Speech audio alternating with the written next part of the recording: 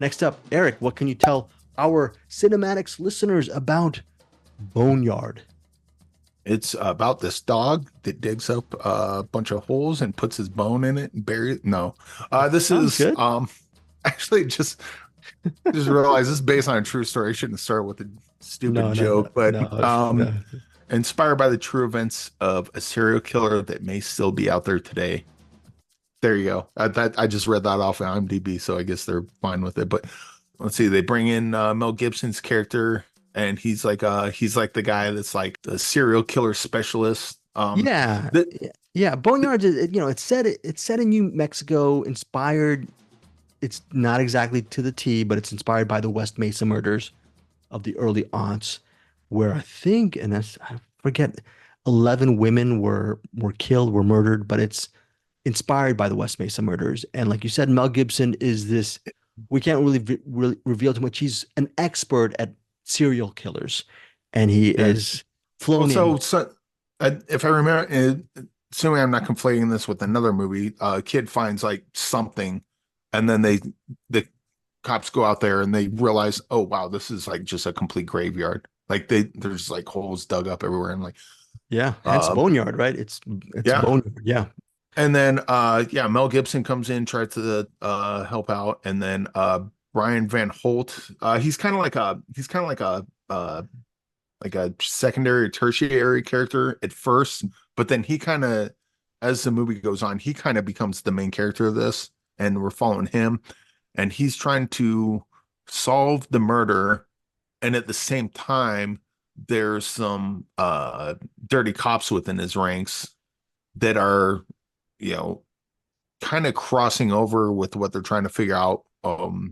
Trying to figure out who the killer is, and then some of the cops are doing things that are kind of crossing with that. So it's like, as is one of the officers here?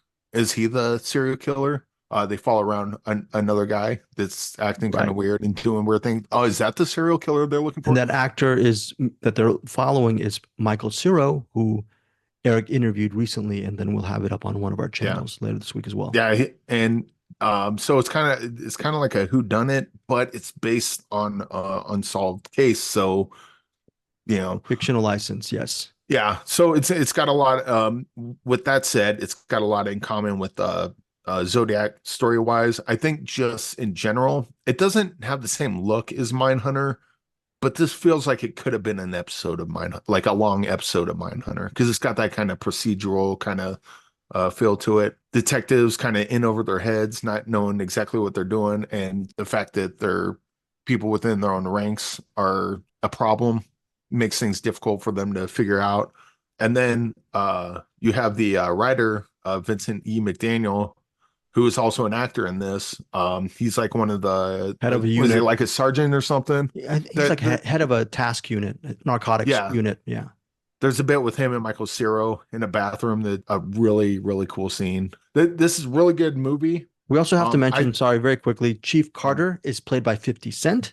yeah. So 50 Cent Actually, plays Chief 50 Cent's Carter. not bad in this either. I Yeah, was kind of he's worried good. about him, but And we also has the character actress Nora Zetner. She plays Detective Young. She's the partner of Brian Van Holt's Detective Ortega. So a lot of it deals with Detective Ortega's mission to find the serial killer who was killing prostitutes in New Mexico. And like Eric was saying, there's an possible an IA internal affairs investigation regarding corrupt cops.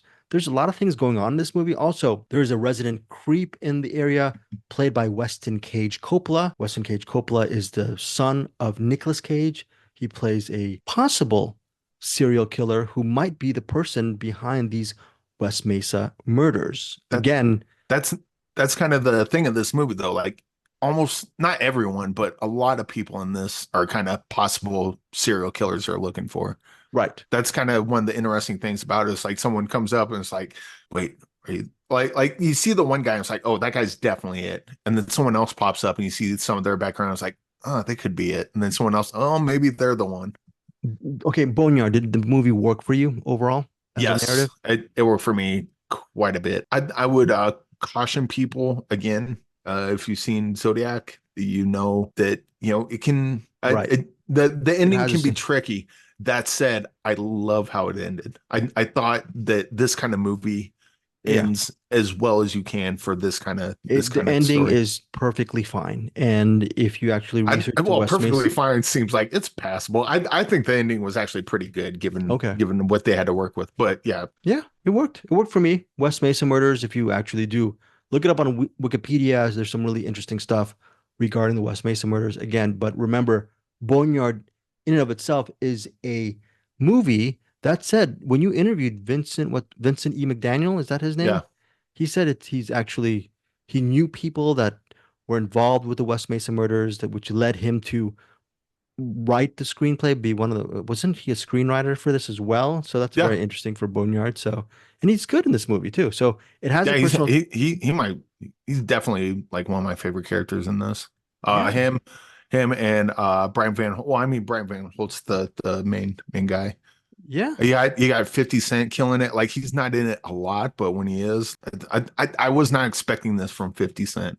And Okay, yeah, okay, but though here's the thing that does also this movie is directed and co-written. So it's one of the co-writers is Asif Akbar. He co-wrote that with Vincent E. McDaniel. Eric interviewed both Asif Akbar and Vincent E. McDaniel. Again, I think it's already up on one of our channels on Deepest Dream. They have it's a very good interview. If you look at Asif Akbar's IMDb page, IMDb account, he does so many bleeping movies. Have you checked out his? And I it's with did. actors that we all love. I think I'm actually going. Some of them are low rated, but I don't care. I looked at some of the actors that he's been involved with. I just find, MR9 Do or Die with Michael Jai White. yeah, right. I mean, it's stuff that Eric and I may be covering down the road just as recaps or rewinds. And Now now that that Bruce is gone, we can do that. yes, thank you, Bruce. Wait, Bruce, you don't have to watch it now. You know what? What is it called? What is the phrase? The idiots are running the asylum, or whatever is running the asylum. Anyways, When the cat's away, the mice will play. very, very good. Eric Holmes. So, anyways, Boneyard for me worked as well, but the big subtraction here, my favorite character here was Mel Gibson. And whenever Mel Gibson's on, I just wanted more Mel Gibson. That's me being selfish. Also, we mentioned all these main characters. Most of these main characters have very interesting flashbacks. A lot of times, Eric does complain about flashbacks, understandably so. I really love the flashbacks in this movie. These flashbacks actually, not only are they shot differently, they give added context to the narrative. So Yeah. I enjoy that part of I mean, Boneyard. yeah, Yeah, the one in particular that we don't need to talk about, but sure. that kind of informs Mel Gibson's entire character, Yeah. and And it's a well it's done put in scene. at just the right spot. Yeah. And so I really love a lot of the backstory here. I loved the story. I wish it was a little bit more tense as far as the editing was more propulsive, but I thought this was a solid action drama thriller, and I'm giving it Boneyard 3.5 stars. What about you, Eric? You know, I think with this and Murder Company, we're flipping around because I'm actually 4.5 on this one. I think with like just maybe with that little David Fincher kind of flair, this easily could have been an episode of Mindhunter. Okay, very good. 4.5. I would just again remind people I love the ending, but I think there will be people that might not just because of the nature of the true story. Be ready for that, but it still goes interesting places. 3.5 stars for me, 4.5 stars for Eric Holmes. For Boneyard, it is currently now, as we speak, on digital and on demand. It was released July 2nd.